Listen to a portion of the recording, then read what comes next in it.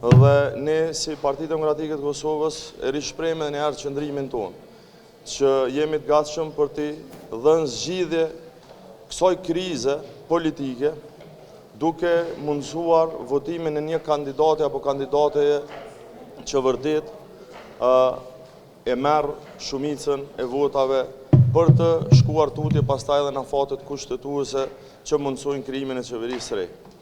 Lejoni po ashtu të shfrytëzoj këtë rast që të shpreh keqardhjen dhe indinjatën e kundërshtimin e madh për ndalimin arbitrare të padrejtë të ish policit Kosovës, Arnor Spahiut, i cili po mbahet nga regjimi serb në mënyrë të padrejtë, po për më shumë të shpreh pakënaqësinë me mos reagimin institucional, me mos reagimin e qeverisë Kosovës, e cila ende asnjë fjalë të vetme nuk e ka thënë për ndalimin jo vetëm të një qytetari që do duhej, po të një shërbyesit Kosovës, një prej antarëve të forcave speciale të policisë Kosovës, të cilat kur ju duhen me gojën plot i ngrisin në qiell me lëvdata meritore, ndërsa tani nuk e thon asnjë fjalë spaku për të ngushëlluar familjarët e tyre. E kjo është më e pakta sepse në fakt qeveria dhe institucionet do duhet që aktivisht të merreshin me lirimin sa më të shpejt të Arnor Spahiut. Thras me këtë rast edhe bashkinë ndërkombëtare që të ndërhyjnë, që të ushtrojnë presionin e tyre për të liruar këtë djalë të Kosovës, i cili atje po mbahet në mënyrë arbitrare dhe të padrejtë. Tjetër dëshiroj që të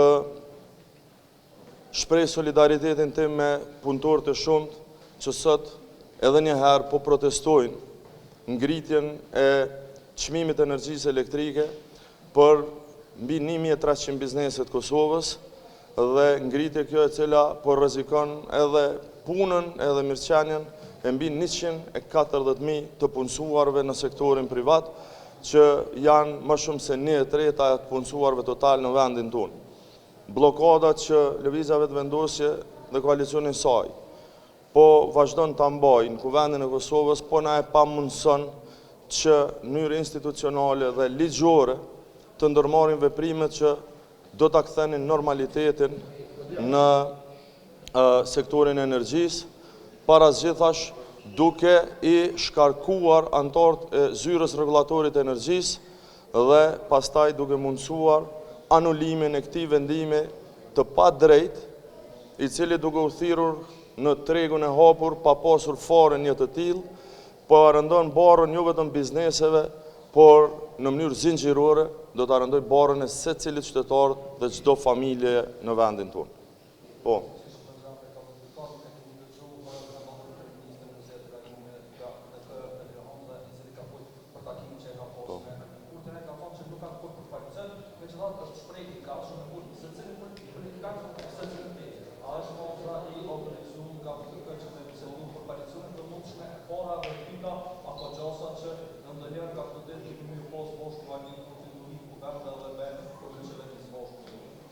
E para, unë besoj që zoti Hamza ka qenë shumë i qartë dhe e ka treguar fiks ashtu siç ka ndodhur.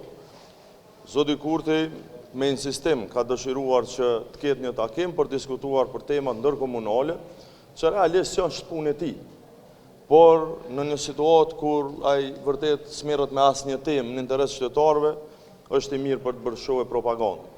Në traditën e shqiptarit është kur të vjen edhe i huajit e dera me hap derën, dhe në momentin që ai ka shkuar në zyrën e zotit Hamza Mitrovic, ne jemi në hasmëri, normalisht që mirëpritet, se zoti Hamza është një nga të paktit politikanë që vërtet ka ndërtuar vetëm mura bashkëpunimi e komunikimi me të gjithë, duke pas një kontribut drejt për drejt e depolarizimit kësaj skene politike. Kështu që është e vërtet as që është pritur, e as që kemi dëshirë, e as që është diskutuar për çfarë do çështje që ndërlidhet me zhvillimet nacionale, pra dhe me krizën politike, as më pak me ndonjë koalicion të mundshëm. Kështu që jo, nuk do të më shohësh me zotin Kurti duke hyrë në kuvend për të bërë koalicion.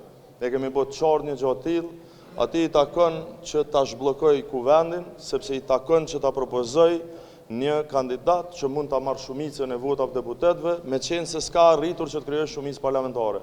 Pjesa tjetër pastaj e rregullon kushtetuta. Urdhëni.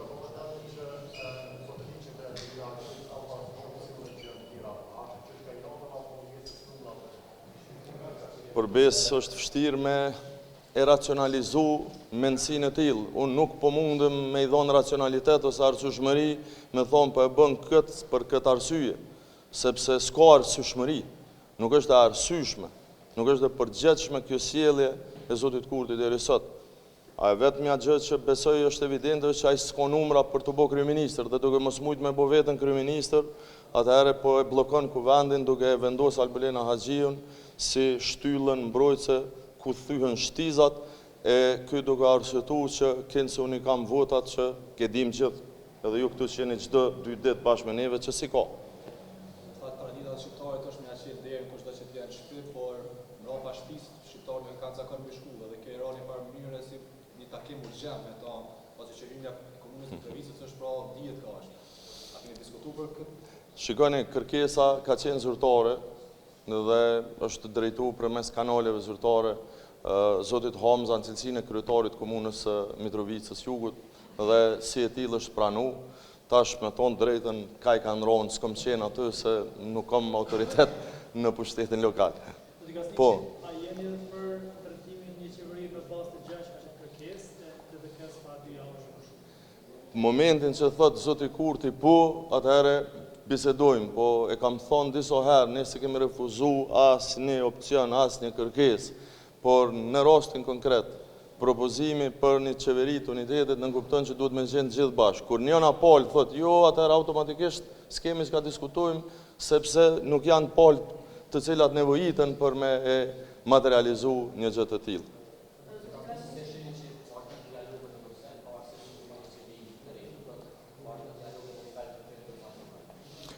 Tashmë nuk është befasuese që këta e kanë uzurpu edhe autorizimet edhe kompetencat të qeveritare në kundërshtim me ligjin që e kanë miratu vetë.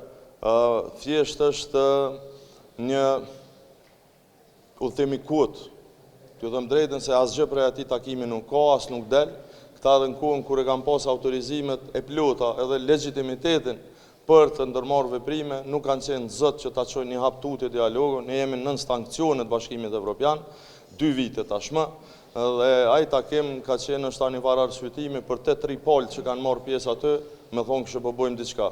Po prej aty të takimeve nuk besoj që ka me pas çfarë do lloj rezultati të fundit.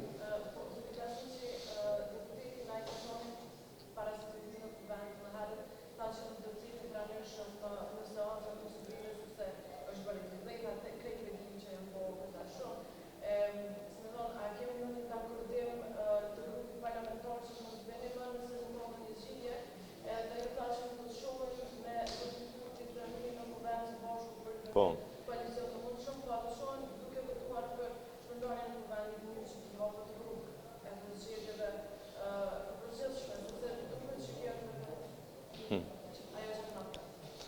Po e vërtetë është që është bëhet tepërt.